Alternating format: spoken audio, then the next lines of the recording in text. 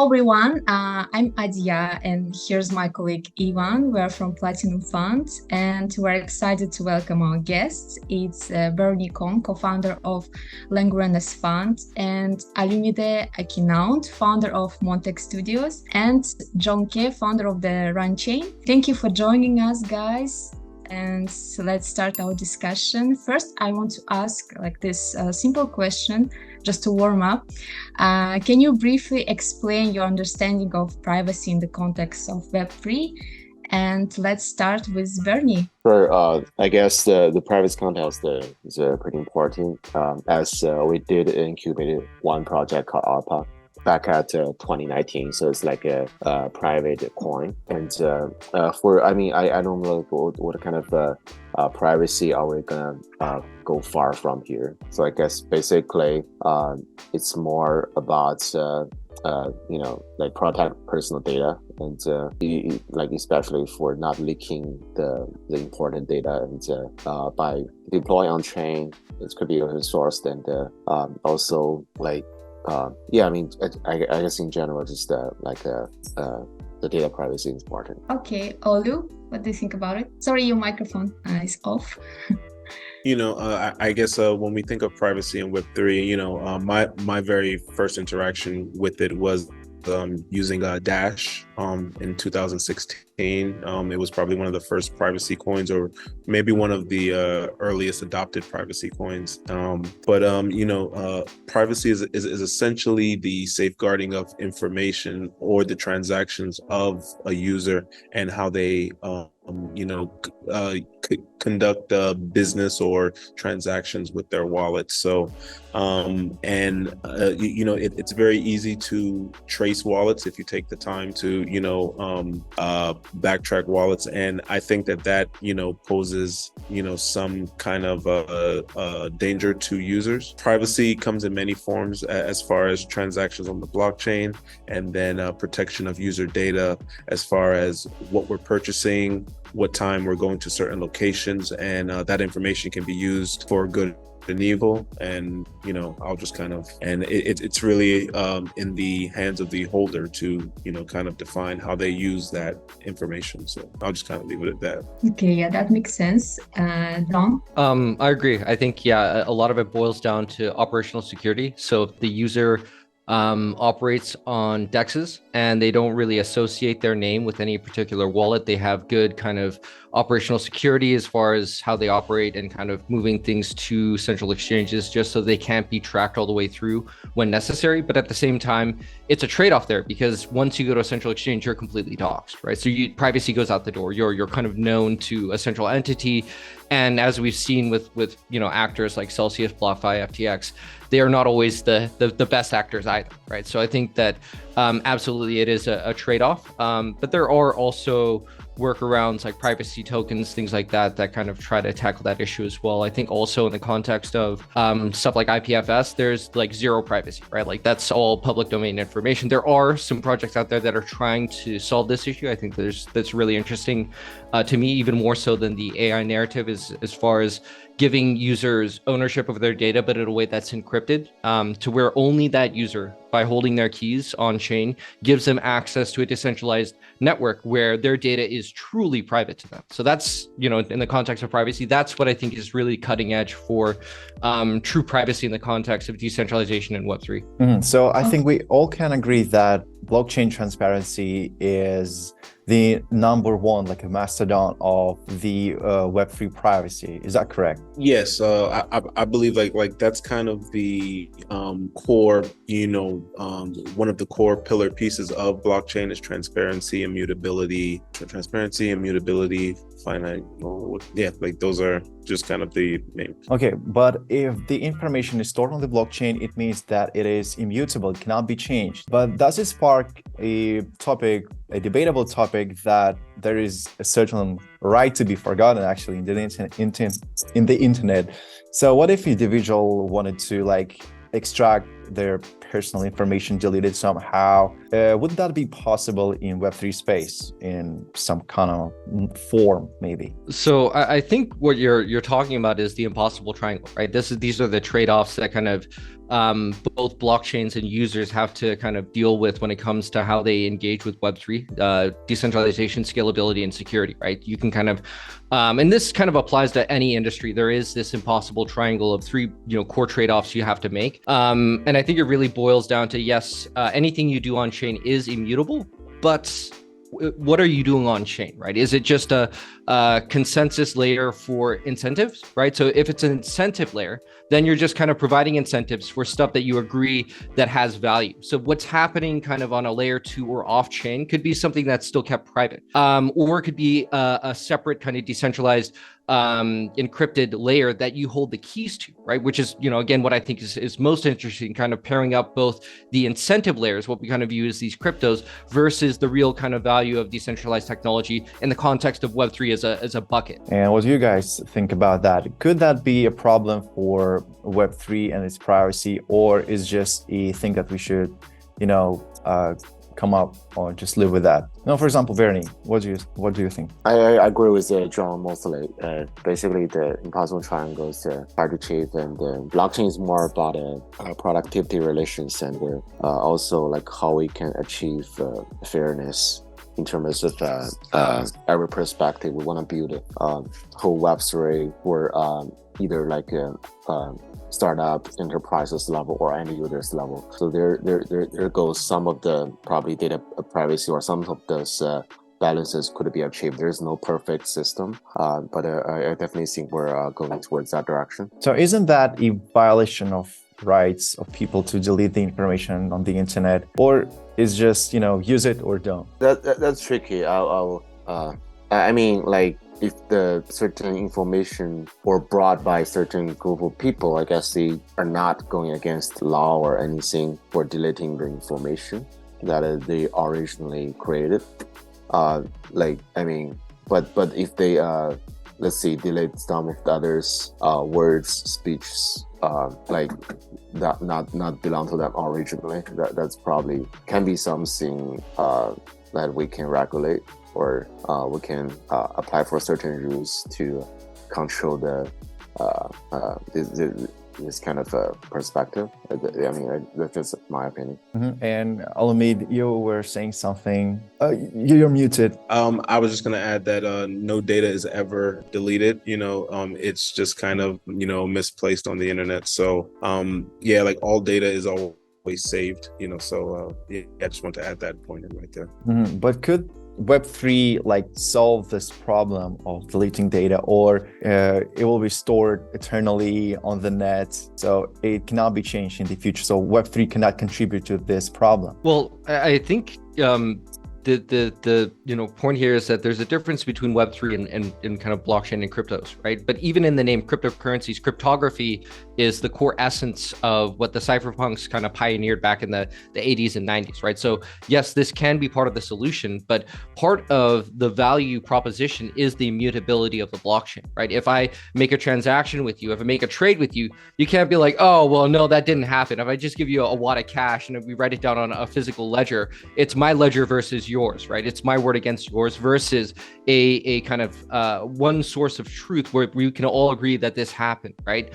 So I think that's the difference between having like a public chain versus a private chain. Maybe you have a public chain where you want public domain information. It's kind of like a ticket number to identify that this transaction happened, and then you have the keys to the details of those transactions on a private chain. These are both Web3 technology, but one of those accessible to everyone and their mom, and the other one is completely private to those that have access to that private chain, if that makes sense. Mm-hmm. Yeah, that makes sense, apparently. Okay, so I think we can all agree that, privacy in Web3 mostly lies within smart contracts, right? So it's like a piece of written code that is self-executive, right? But isn't that too much to rely only on software, on program running? Could it spark some bugs appearing later that it can be exploited in the future? So is that another problem of Web3? I mean, yeah, the hash rate is at all-time highs, right? You would need literally the entire US military's computing power to try and hack the Bitcoin blockchain, right? And that would just increase the terahash, per second to mine this stuff, right?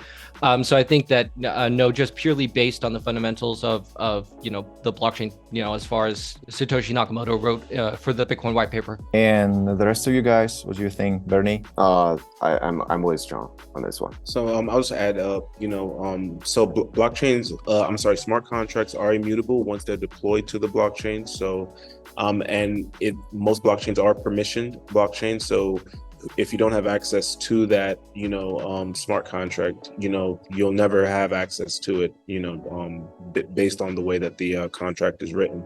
You can redeploy it and get access, or do a fork of it, but you'll never have access to that blockchain. So that immutability is on both sides, like everyone has mentioned, for permissioned and non-permissioned, smart contracts. Yeah, that definitely makes sense. Okay, so my next point is that really I'm not an expert of that topic apparently, but does this enhance privacy in Web3 sector, like inadvertently sparks and encourages illicit activities, and how they should how should the community address that problem? I mean, if you look at what happens in traditional finance, Bitcoin's horrible for money laundering.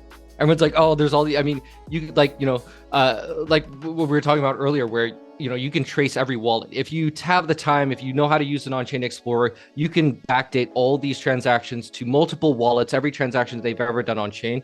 So I think that if you compare 1MDB, that was traditional finance that did way more scams in a single person's action than the entirety of all the crypto scams that have ever happened, right? So I think that yes, there are some, examples as far as Monero and some privacy tokens that probably would be a good use case for money laundering, but there's not enough liquidity there. And I think that as far as comparing this statistically and quantifiably as a dollar amount to what happens in traditional finance, it's infinitesimal. Okay, and Adia, do you have something to add here? Because I'm run out of words. No, actually, no, everything makes sense. But I would like to ask another question, different one, about centralized and decentralized models. What do you think? Is the decentralized model of Web3 inherently more secure and private than the centralized models of Web2? John, what do you think about it? It depends, right? So if you look at something like the current structure of, or let's say the historical structure of DAOs, I haven't done that much research into what's coming out, what's cutting edge, but it's the kind of same issue as if I own more stock, I own more control of the company. Same goes with DAOs. If I own more tokens, own more control of the company. So I think it really depends on what you mean by decentralized. I think that having the decentralized consensus mechanism behind Bitcoin, right, that makes it very immutable. That's something that's beneficial versus decentralized in the context of DAOs, or at least historically what DAOs have been, right? So I think it's a double-edged sword. It really comes down to the foundation of once you renounce the core facet of that smart contract, what you're allowing for Bitcoin improvement proposals, right? You're allowed to kind of edit the Bitcoin blockchain, right? Actually, Vitalik was working on smart contracts for Bitcoin, which is kind of ultimately what ordinals are now, right? But that's, before he went off to create Ethereum, that's what he was working on as well.